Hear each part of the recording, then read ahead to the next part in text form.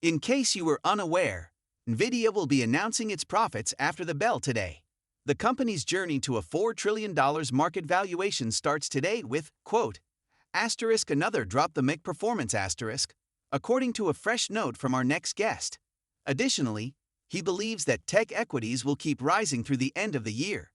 He's Dan Ives, Global Head of Technology Research at W. Bush Securities, who has a $200 price target and a buy recommendation on Nvidia, in case you didn't figure it out. Why will this quarter be a drop the mic? They are the only game in town, and I believe that the ratio of demand to supply is currently 15-1.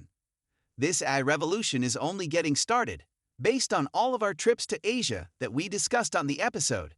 And when all the hyperscalers begin to build out that AI capex, I believe the street is still underestimating what this will do, as you can see with Blackwell. Jensen Huang, the godfather of AI, is at the summit of that mountain. Tonight is going to be a get the popcorn out, drop the mic quarter, in my opinion. Will the reported figures be the source, or will the comments surrounding the guidelines also play a role? In my opinion, guidance is very important because when you look at Blackwell, we might be looking at a $253 billion annual trend. Furthermore, I believe that the street's model of this is still wildly underestimating where it will go in the coming year or two. The key question, in my opinion, is when this could reach $200 billion in revenue annually. Additionally, I believe that they are still underestimating the impact that Nvidia and this AI expenditure tsunami will have, not just on big tech, but particularly on Nvidia. Because of this, everyone pays attention when Jensen talks. However, it only illustrates what's to come. The street ought to have worked this out. We have a general idea of how much each of the hyperscalers, who are the primary clients, will spend. They have provided us with their own commentary. How come this is a mystery? Whether it's Blackwell delays or concerns about technology overordering, I believe a lot of people still stick to the 2 and 2 model. $2 billion beat, $2 billion in guidance hikes. And I believe that if you follow this through, it will eventually turn into a business where initially, you are discussing dollar earnings. It might be $5 or $6 out of year earnings you ask. However, it also demonstrates that the AI party, which I believe lasts till 4 o'clock a.m., is still at 9:30 or 10 p.m., and for that reason, I believe that big tech, especially with Trump and deregulation, will see NASDAQ rise above 20,000 in the next years. Simply put, this is really positive for the tech industry. You mean that over the past few quarters, the average revenue beat has been roughly $2 billion. It might not be as much this time, some said. Would the price be penalized if it occurred? It could, in a sense, but as far as the model is concerned, I'm not sure. However, it's also about Blackwell and what that might entail in the upcoming quarters. And it simply returns to the first response 3 months ago. The market is down, and the bears are all waking up from their spreadsheet hibernation. Since the watch party, this stock has increased by 177%.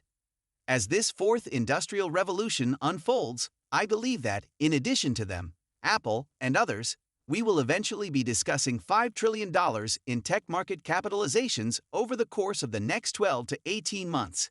You said that there isn't even a close rival. In 2025, does that dynamic change?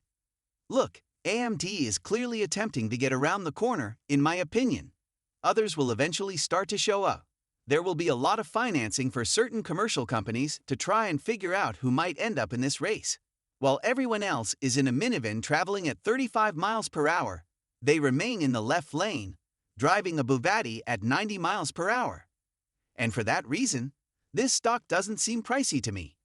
I still believe that the street undervalues its potential and the potential for growth.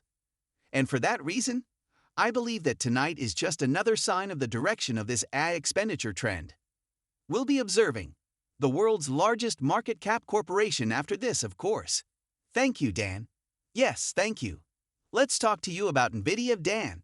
You discussed limitations today and the significance of that phrase for Nvidia. Yes, limitations are fantastic because they indicate that more will come in the future. Additionally, Nvidia is the sole company in the market. An AMD chip cannot just be plugged in because the program won't function, etc. You will simply have to wait for them to ship it to you. That's why we enjoy it. This indicates that the stock is being purchased during drops. It didn't remain down for very long, as you can see. Since we know more is coming later, it's likely flat or slightly down right now. As we get into the second part of the year, that propels sequential growth and margin improvement, which is what is ahead. Additionally, keep in mind that they are the only semis company that does not minimize the 1Q, which is a significant differentiation in this market. Therefore, I believe that many people will purchase it when it drops. How did you feel about his resistance to scaling walls, as it were? Well, we blogged about that earlier this week as well, and we believe we'll just resolve it. I was quite impressed. In a podcast, Anthropic's Dario Amodi discusses the rise of synthetic data and how robots will generate data before creating it from scratch. That will keep these machines running and help feed them. I'm not an expert on AI scaling, but based on my observations, the industry will typically find a solution. So you're not worried. The idea that you're not receiving anywhere near the increases in productivity from the latest models compared to the old model is something we brought up a few weeks ago, and I want to make sure our viewers understand. In terms of thinking that a wall is being struck here, you don't buy that. The brightest minds in the planet are working on this issue, and I have no doubt that they will figure it out. They're navigating the situation. A few months ago, there were additional obstacles. These are incredibly intelligent people who are figuring things out. However, I believe the good news is that data is the new oil and gold and is truly taking off. We are using AI to create data. We are producing artificial data. These guys are working out how to input the data we're creating from scratch into models. Additionally, Elon Musk is transforming self-driving technology by taking an increasing amount of video. Jim spoke extensively about video, and I believe they've made significant progress in that area. However, that has only just taken hold. I believe we'll overcome this, and as Jensen stated on the conference call, the data center is the next manufacturing hub for artificial intelligence. Let's return to Nvidia based solely on your forecasts. I would like to know your expectations for next year's sales and growth rate, so that I can understand why you have set your pricing objective. My revenue is expected to expand by 50% next year, which I believe is conservative. And then at 22% the next year. Who knows, but given Jensen's history, that 22% would seem like a relatively low percentage. Our goal is merely 35 times our projection for 27, which is actually calendar 26.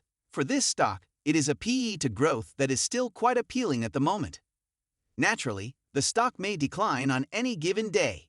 However, I believe that this is for the enterprise given the firm's expansion and the fact that it is a systems company, similar to what Apple is for the consumer. It will stay longer, be larger than people anticipate, and still generate higher profits as a percentage of the entire industry. According to my own experience, vertically integrated businesses that do everything well and consistently succeed tend to last longer than most people realize. How Nvidia executives are sort of treading this walk carefully, talking about growth, but acknowledging that you probably won't see 50% forever, and still keep people enthusiastic. When you're discussing your revenue estimates at 50% and then at 22% is what interests me. Are they able to walk this carefully? The fact that this is a cash gusher as well and that Nvidia wants to leave. We're a growing company. But eventually, they'll have to buy back more shares because they can't do anything with it. Naturally, the government is unlikely to allow them to purchase anything near $1 trillion. They will therefore need to make tuck-in acquisitions and return stock. I believe they're going to.